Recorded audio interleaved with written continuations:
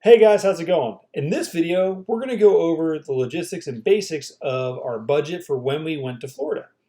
So, here we go.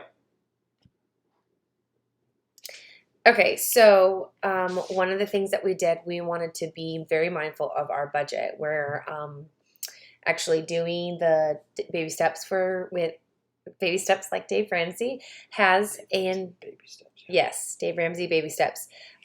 So before we as we were getting started with that, my we wanted to visit some family that was super important to us. So, but we wanted to do it on a budget, and we wanted to cash flow it so that We have no more credit cards. Let's throw that out there. We don't have any credit cards anymore. So anything we want to do as a family, that's important. As we're sharing stuff with you guys, we don't have any credit cards at all. So we have to make sure we have an emergency fund and cash for anything we want to do, which it really pushes you to work your side hustle to make sure, hey, if we want to go do this, we need to make sure either we're picking up overtime or going to donate or going to drive, whatever we have to do.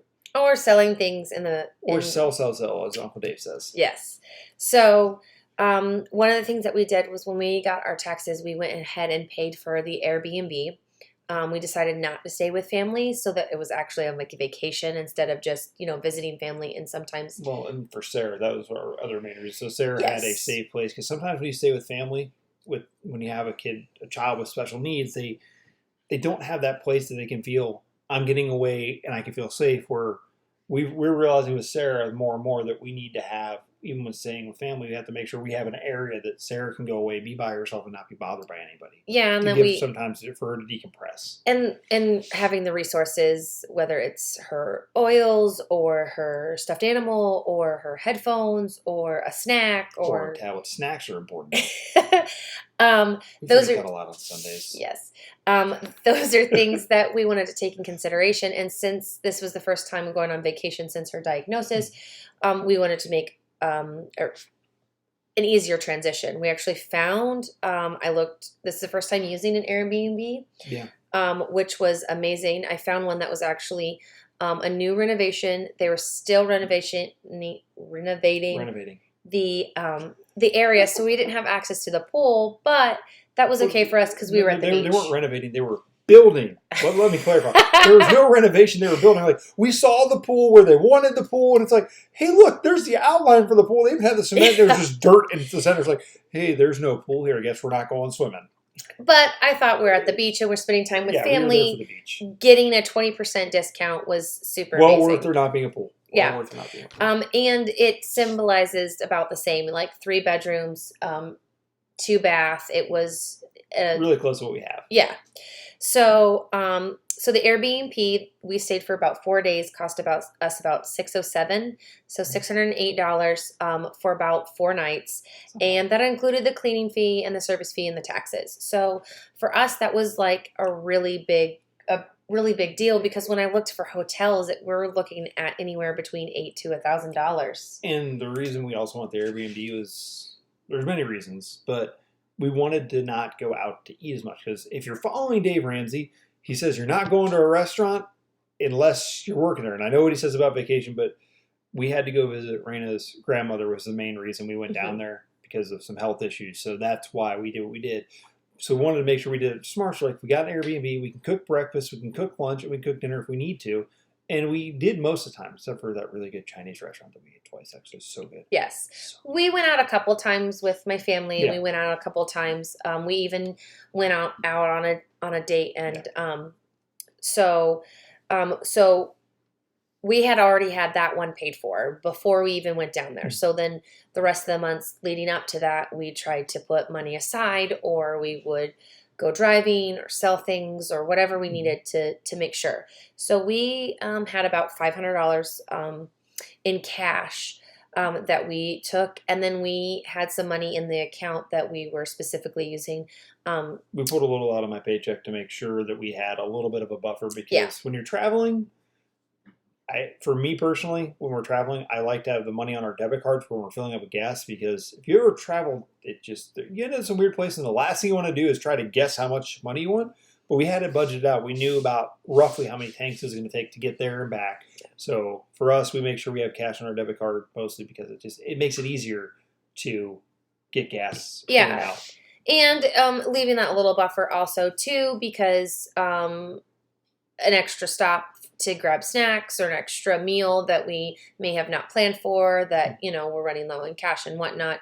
We inevitably, using the card, only spent about $130 on gas, and then like $101 just additional foods, and that's even including our date. So we only spent about $231 with the gas and food on the card, plus the $500. So spending money, gas, food, whatnot, we spent about $731, which I was actually super surprised. I didn't really feel like we met our goal for what I would have loved to actually have, but we made it work though, because here's the thing: when you hear the best part about saving up and paying cash is, for one, like Dave says, is the vacation doesn't come home with you. That was the first time we've ever gone on a vacation that everything we did was paid for. And the other thing too is it makes you very creative and realize, okay, there's things we would like to do, but there's only some things we can do. So what is important? What are the things we have to do? Like we found, as you guys saw in the last video, we went to the Navy Museum. We went to beaches. We did everything we could. We had a blast with our kids, but most stuff we did was free. And our kids just enjoyed just going on vacation. For Sarah, it was she got to go to the beach. She in a new place. She enjoyed watching television. We actually took our Fire Stick, so it was just easy for us to plug in. If you have a Fire Stick, it's got all your apps already downloaded. You just hook into the Wi-Fi, and it's like they're home. It's awesome. So it was so good for her. She enjoyed, watching television there. She got to go to a park with my stepmom, which and one of my sisters, and absolutely had a blast just spending time with them. Going to the beach, just going to the beach for her was just such a joy. And then the museum, and then just hanging out at Navy Point and at my grandparents' house. It was just really good for her. And that's what we're trying to show our kids is you don't have to do crazy things. As you're going to see in the next video next week, something I did with Sarah. We're not going to go into that, but I'll show you guys. We're going to show you guys ways to do stuff with your kids that help you save money. And as long as you're spending time with them, that's all they care. And that's what we're trying to teach our kids from a young age too is, hey, you don't have to spend money to have a good time. As long as you're with the people you care about and doing something, it doesn't really matter. And we actually even just recently had to make a hard choice. We were hoping to go to the Outer Banks for our fall October break. And because of our budget and because we really want to pay off debt so that we can look into options for eventually either purchasing or building our own home. We're building. But that'll be we will, in the coming months, we're going to discuss you guys our plans that we have. Yeah. How we're accomplishing it. That's what this page is about, is us showing you how we're doing these things, because a lot of times if you've never read Financial Peace or you hear about this, like people that do this are crazy. It doesn't happen. It can happen. It's hard work though.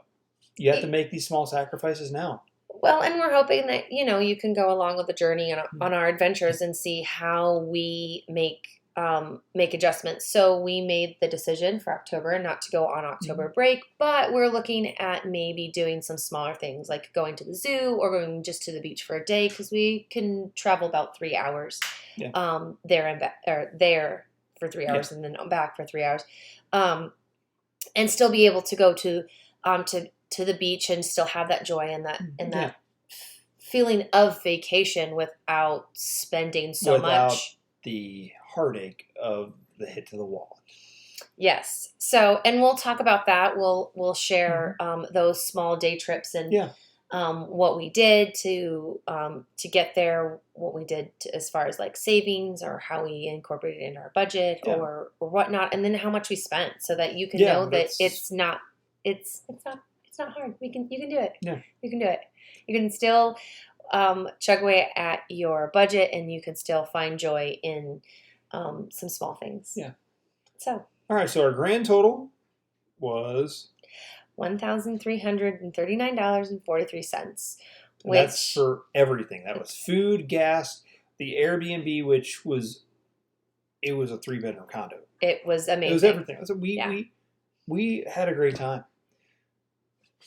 and we were just truly blessed by just everything working out. One of the things that happened on our trip that we didn't mention in our video that I wanted to mention in here was when we were traveling down.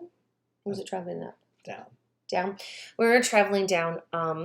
It was really rough without the air conditioner, as you can see. If you haven't seen our video, please go to that one and check it out and see how our lovely vacation was. And I tried fixing the air conditioner. There's another video from another channel I do that we shared recently to see the frustration I went through to try to get the AC fixed. It didn't end well. Yeah.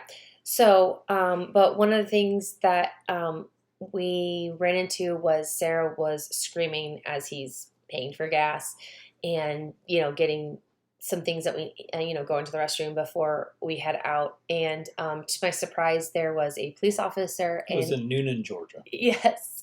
And he was so sweet and tried to calm Sarah down and tried to, I explained to her that Sarah was, if you guys have never dealt with a child with special needs or autism, Sarah was screaming like somebody was beating her. And at the corner of my eye, I saw the police officer. I'm like, this cop's going to try to arrest me because he thinks I'm abusing my kid. And I walk out. The last thing you want to see is when you're tired and traveling is a police officer at your van talking to your kids. You're like, oh, I'm going to end up on the news.